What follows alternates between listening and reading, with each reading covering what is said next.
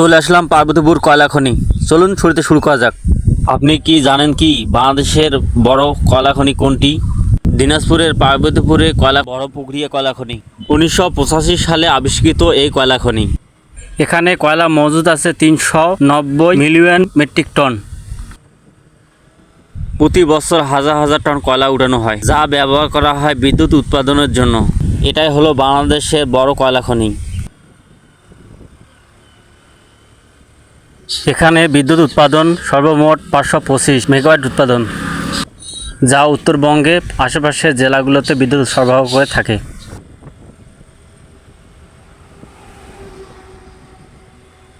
এই কয়লা খনি দিনাজপুর থেকে পার্বতীপুর থেকে 16 কিলোমিটার দূরে অবস্থিত।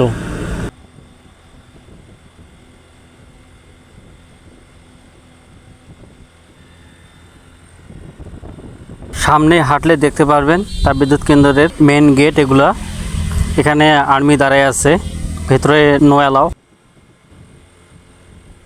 আপনি যদি এখানে না আসে থাকেন অবশ্যই আসবেন, আপনার মন ভালো হয়ে যাবে। সামনে কিভাবে কয়লা আসে চলুন দেখে আসি। এই আমার সামনে আসছে, যেখানে রেল লাইনের মতন দাঁড়িয়ে আছে, সেগুলোর ভেতর দিয়ে অনেকগুলো কয়লা আসে, সেগুলো পুরানো হয়, পুড়িয়ে তারপরে অতিরিক্ত তাপ সৃষ্টি করা হয়, সেখান থেকে বিদ্যুৎ এইভাবে উৎপাদন আসে মেশিন থেকে।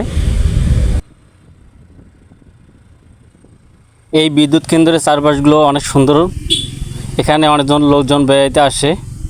আপনি এখানে আসতে পারেন আমার মতন।